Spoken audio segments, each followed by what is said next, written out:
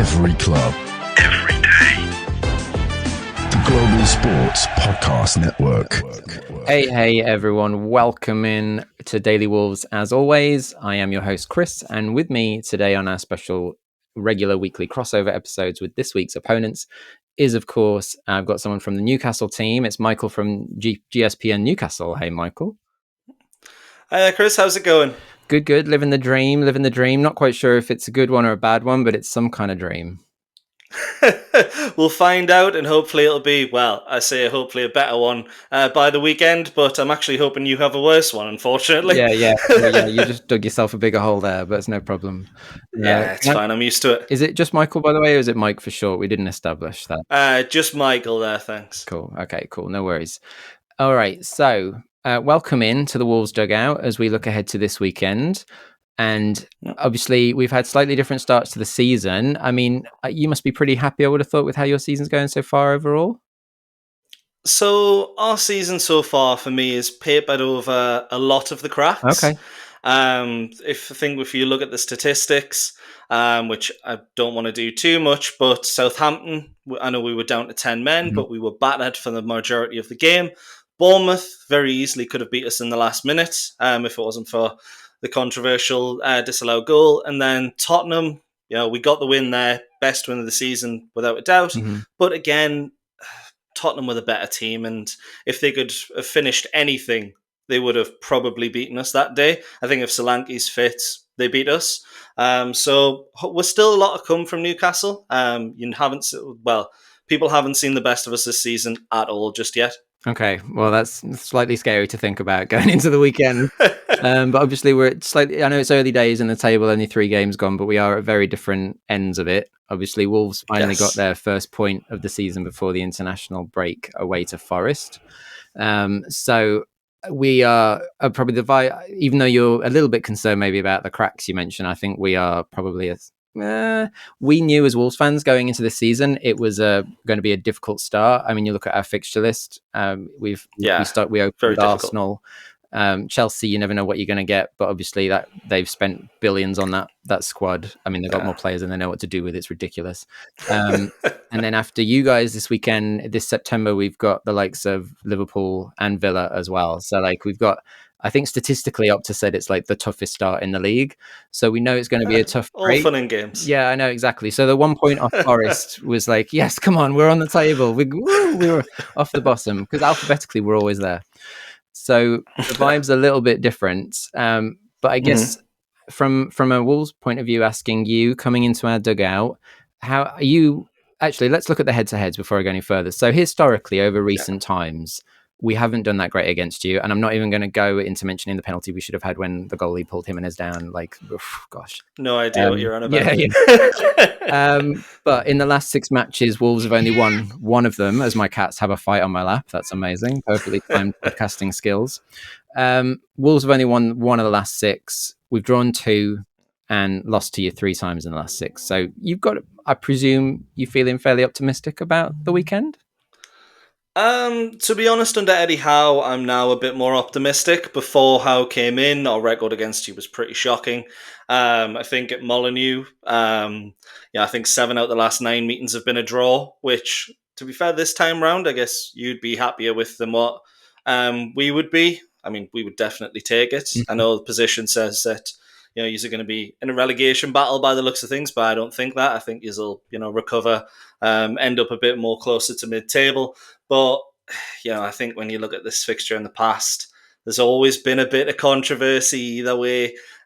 So, a game where the 2 teams just battle it out and we're not talking about the referee at the end would be nice. To be honest, that would be nice for both of us because as we've had a lot of banter on the Wolves podcast, obviously, about decision making about VAR, and I know that VAR we've seen all sorts with it, and we made a point that other managers and teams can't argue this season because Wolves were the only team that voted against it, obviously in the summer debate on that, and every other team voted it in. So whatever happens at the weekend, I'm sorry, but you can't have a say in that.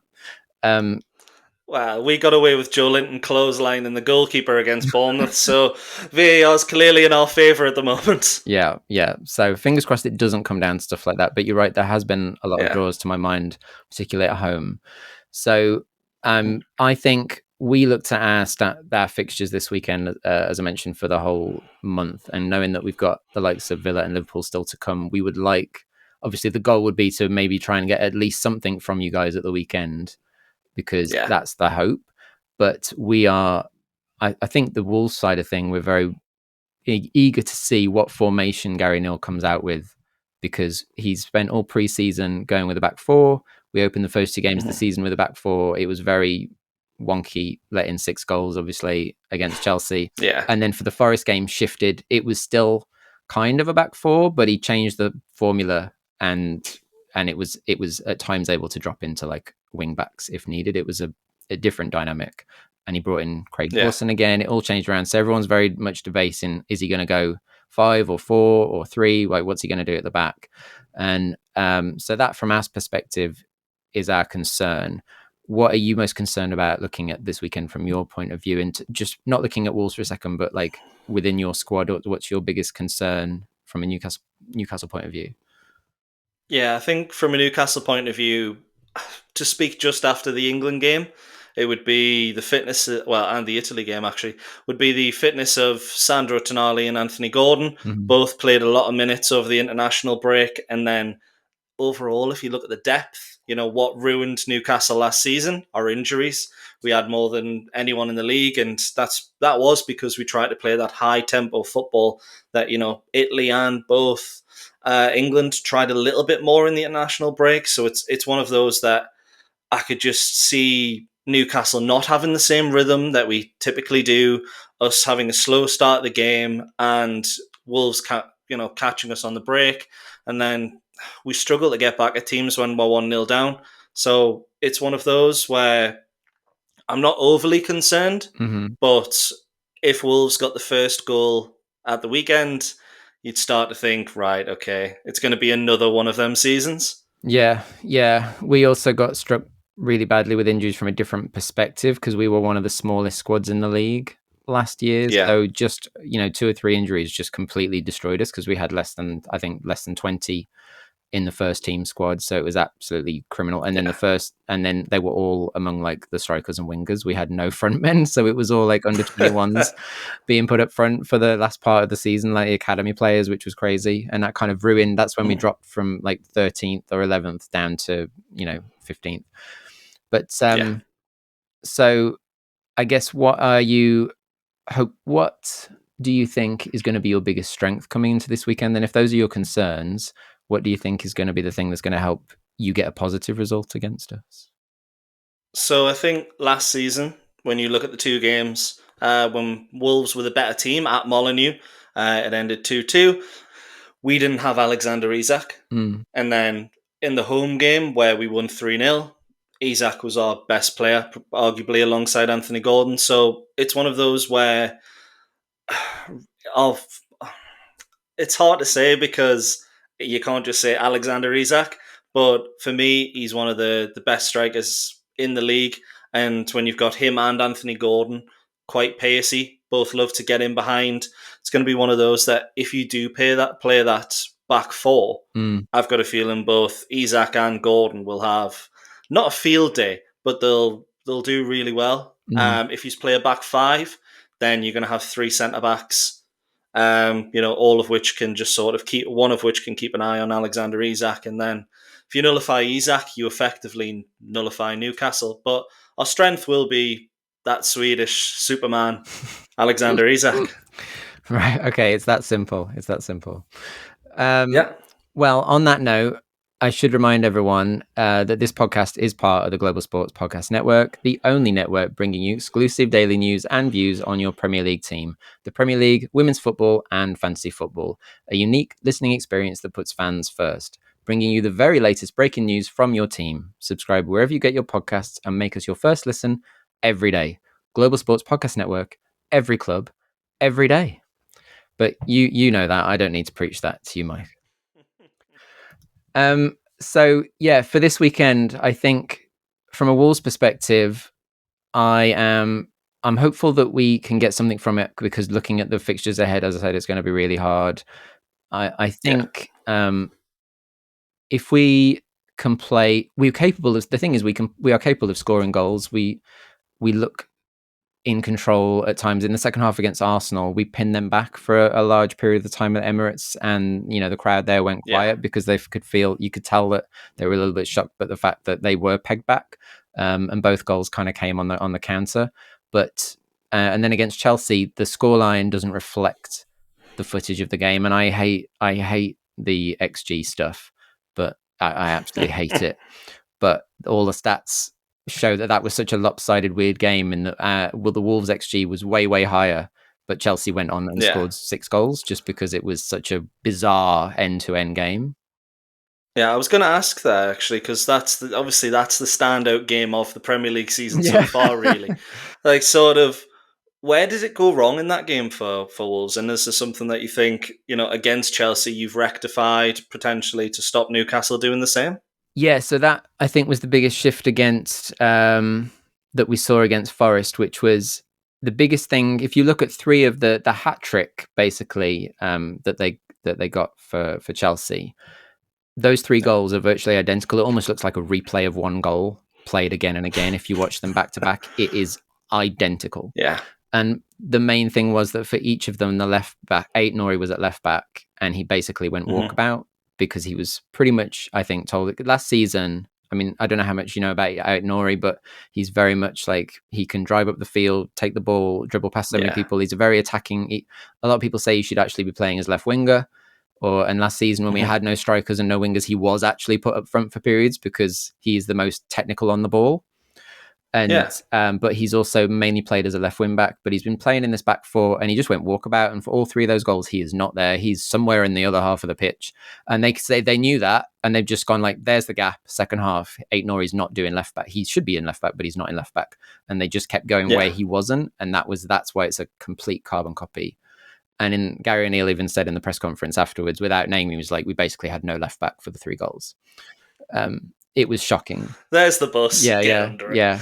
So, and then and tellingly, Ait-Nouri was like the only senior player that wasn't dropped for the League Cup match against Burnley, and he was put at left back in the same place. And it was almost like you need to go out there and do it again and do it properly.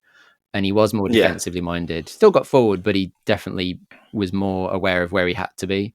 And then when we played Forest in the league, he was not at left back. He was in left midfield, and Totti, the centre-back, came and played left back, and Craig Dawson came back into the middle.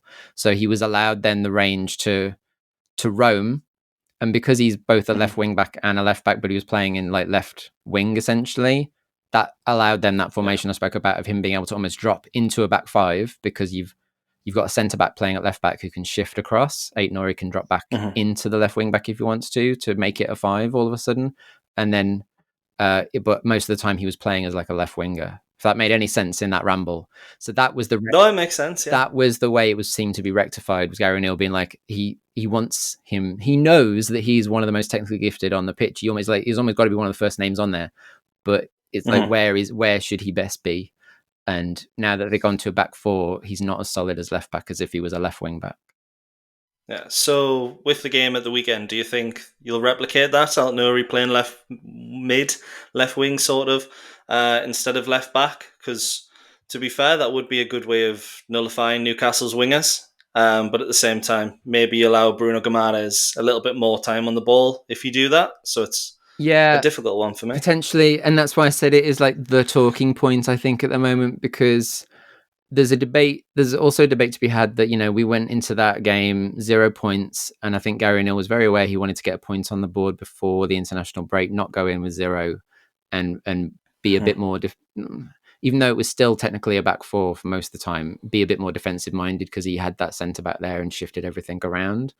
But at home, maybe he could feel like he could be a bit more dynamic, but then you're such a strong team still.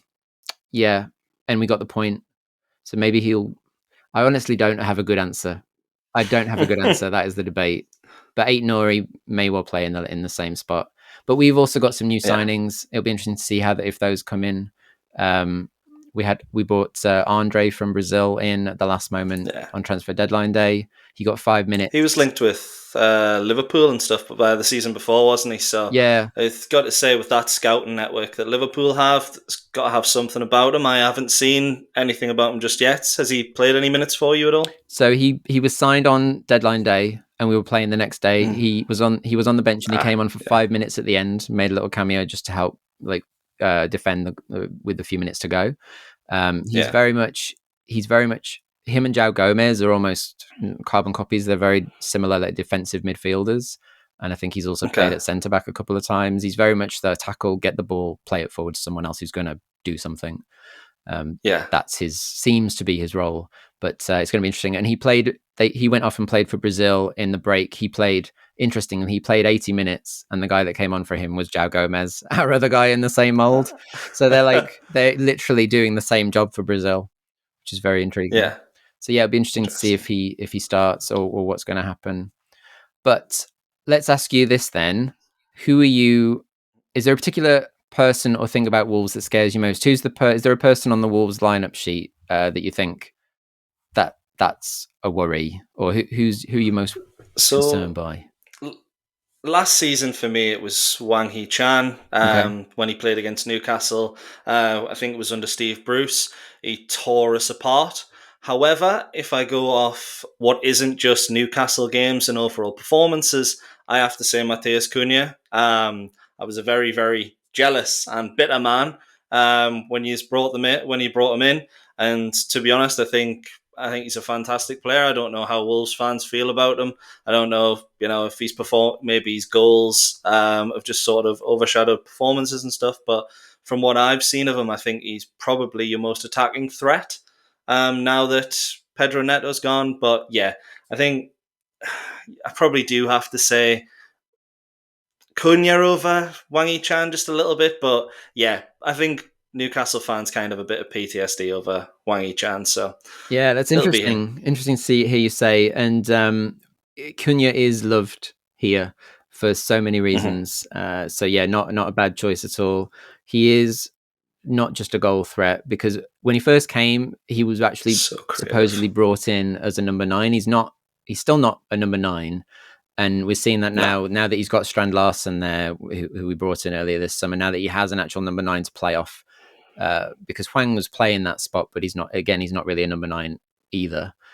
He can play anywhere on the forward line, but now that we have an actual number 9, Cunha is playing more of a 10 role. They can drop deeper like he likes to, because like you say, he runs from deep. He's very creative. He's good on the ball.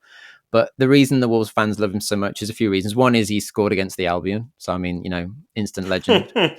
Instant legend, and a celebration for that. I mean, he just, because it was at the Hawthorns, and he's run over and he's just pointed at the badge and then be like, "We own this place," and circled the stadium with his finger. Fantastic. He's gone down in history. But also, he is the nicest guy, and he's loved. You watch all the videos, all the chat, all the stuff. He's just so nice to everyone that comes in, whether it's a fan, whether it's another player, whether it's press, whoever it is. He's just always got a smile on his face. He's so loving and just, he's a little bit emotional, and that can actually get the better of him at times. Sometimes you've seen him lose it. And I don't mean he doesn't get violent on the pitch, but you can see it almost gets to him if something's going wrong, that could knock him off course with his emotions. When we lost to Chelsea and he came out and did the press conference, he was practically in tears. You could see it in his eyes of like that. And you could hear it in his voice. And from my perspective, I love that. He cares. You can tell he cares, but it was, you can also see that it almost throws him off a little bit off what he's meant to be doing. Yeah, and I think it's so much easier to like a footballer when they do have that emotional side to them. And speaking from a Newcastle perspective, similar sort of player in that sort of mental state. I mean, he is a little bit more aggressive, which I don't like, but Bruno Guimaraes gets to the point where sometimes he's just a little bit too dirty once he gets angry. But it's one of those as well, like you can really feel the emotion coming from players. And it's the same with Cunha for you. So those emotional sort of players, you just get behind them instantly, and you're more likely, if they have a bad game, to still get behind them than those that just sort of sulk and go off down the tunnel. Yeah, exactly. And you can still see, it's that thing, isn't it? All Wolves fans, and I'm sure it's the same for yourself, as long as if the player is out there giving 110% and they're giving everything for the shirt, even if they lose, you don't want to lose, but even if they lose, but you can see they've given everything, you can still respect it and feel like you feel an affinity to them. That's all you want at the end of the day, isn't it? 100%. You just want someone to give as much as you want to give. Yeah, exactly. Sound like someone who cares as much as you do, 100%. Yeah, gosh, that sounds so cheesy. That's what I get for oh, it's all right. Newcastle, a lot are used to me being cheesy. It's fine. Yeah. I wax lyrical. My buddy here on Wolves is a lot younger than me, and so like I'm the middle-aged guy who just gets all sentimental and full of empathy at everything. Hey, nothing wrong with that. No. I'm sure you and I have both got millions of stories to tell, which segues me nicely into reminding everyone that if they have a story to tell, the world needs to hear. Have you struggled with reaching new audiences who are engaged with your story? It might be time for you to start a podcast like this one. Let me tell you about a platform we use here at Global Sports Podcast Network. Zencastr makes it easy to start a high-quality podcast built for growth from day one. With 4K video recording from your phone and AI editing that automatically removes ums, ahs, and hopefully that mistake, your nose, and 22 other speech patterns, Zencastr makes it super easy to start a podcast that sounds great. Ready to tell your story? Check out the link in the show description to learn more about Zencastr. All right. Just have to say, that segue into the advert, round of applause. I'm not going to clap because it'll ruin the audio, but brilliant. Thanks. Yeah, it's my trademark. So, we only have so much time, partly because we've both got busy lives to live. So let's get on to the nitty gritty. The bit that I'm sure everyone is curious about is, and I see you nodding, so I think you know where I'm going with this. You said you hope you're going to win, but what do you think is your prediction for the scoreline this weekend? So I can go with what my head says, or I can go what I feel inside. But my head is saying it's going to be a 1-1. I think Wolves will score early on, sit back a little bit, try and hit us again on the counter, and we'll score 60th, 70th minute. And then inside, I'm feeling a 2-0 victory. To be honest, so I am going to go with that. I think knowing this fixture, it'd probably be the one that Newcastle end up turning up and getting the win in. Just with how much has happened sort of in the past. So yeah, I'm gonna have to go 2-0. I think Isak will be the difference, as I've mentioned earlier. So with that, I can see us winning, but it will be tight. Yeah, I can respect that. I also think knowing the history of the fixture and just how we have been recently, I can also see a 1-1 draw, or whether it's 1-1 or 2-1, some kind of score draw, because I think there's definitely goals in the game. And it will correlate well with we did our September predictions, as I mentioned. And in that, I said that in this course of fixtures, we were going to draw with you guys, because I said 4 points from the run of 3 games, which was a draw against you guys, a win against the Villa, because I have relatives that support them as well. I just can't, and it's a derby. It's just down the road. I don't think you could get away with saying you're going to lose to Villa. Exactly. Can't. And a draw isn't enough. I want that win. So draw against you guys, win against Villa, and then sadly I lost to Liverpool. That's what I'm seeing as this. That's my prediction. So I've got to stick with it and agree with you on the score draw. No, I think to be honest, it would probably be a result that I think everyone would like. There's been, to be honest, I was looking earlier at my notes and I've kind of gone against them by saying 2-0 because both teams have scored in the last 9 games between us at Molineux. So I've kind of gone against the statistics there, but I don't like using them all the time. But yeah, I mean, could you see Wolves sort of sitting back a little bit against Newcastle, letting us have time on the ball, or no? Do you think it's going to be end to end? I think, as I said, I think there'll be goals in it. I think it'll be end to end again. And again, part of that is seeing the way Gary O'Neill has made us more and more aggressive. I mean, we saw, obviously, last year he got no preseason. He had to come in right before the start and just do what he could. But we saw with the victories over the likes of Man City and Tottenham already pushing in this very kind of pressing game and really trying to compete like a lot of the big teams in that very dynamic and aggressive way and just keeping people penned back. This preseason, as I say, he's wanted to be more on the front foot. After the last few seasons, it's always been a 5, as I say, shifted to a 4 precisely because he wants an extra man in midfielder up front. He wants to be more aggressive and really be, in control winning the ball high, being aggressive.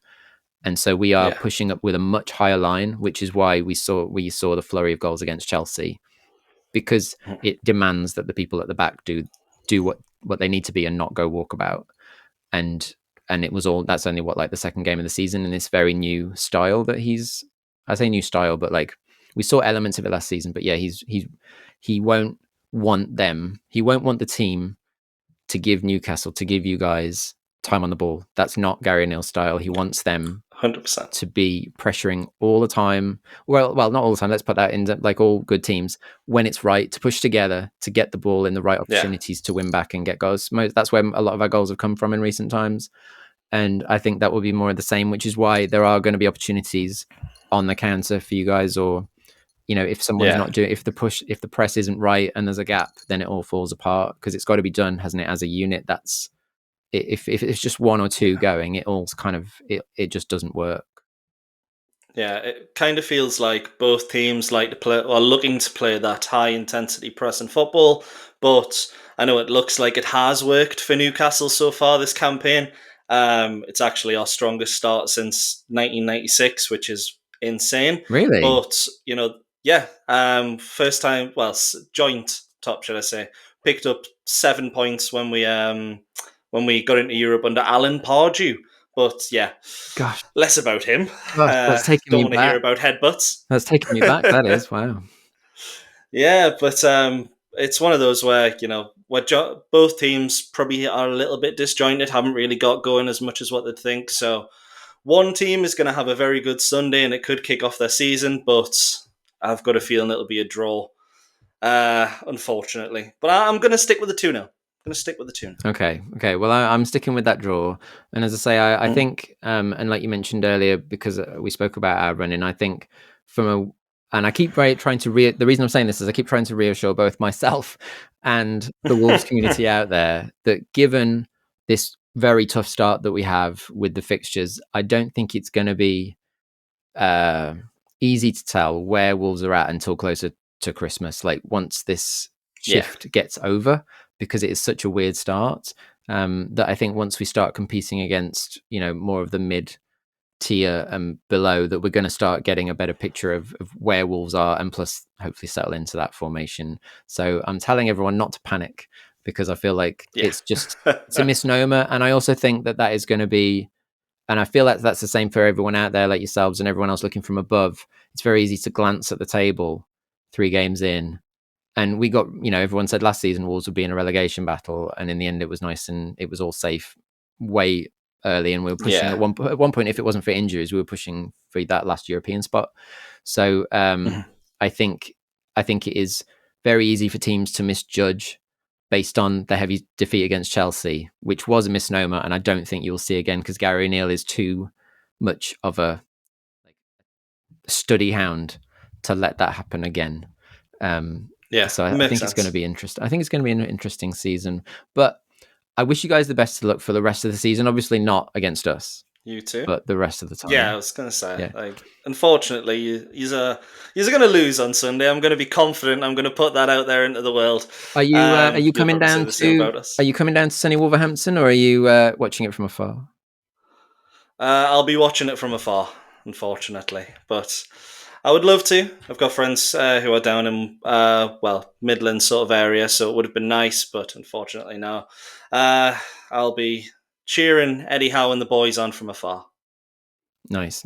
Well, next time you do make it down, obviously we'll have to get together. But it's been awesome. Absolutely. It's been awesome. I am gonna, I think, is there anything else you want to say to whether it's the Newcastle fans or, you know, the Wolves fans or anyone out there before we call it a day? No, I mean, I will just add a few things in there. For those that are, you know, looking at sort of what to expect from the game, both teams are currently joint at the top for yellow cards.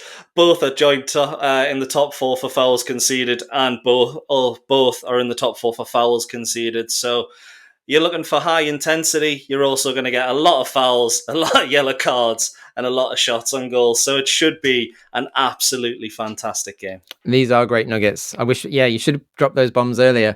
I can believe it on the yellow cards though, as I mentioned, just because of like the likes of it's on like if there was a Wolves bingo then it is on there that João Gomez will get a yellow card in the first half at some point. I mean, it's just forgiven. I'll bear that in mind. Yeah, it is absolutely a given. He's one of those. They call him the pit bull for a reason. All right, on that bombshell, I'm gonna let Michael go.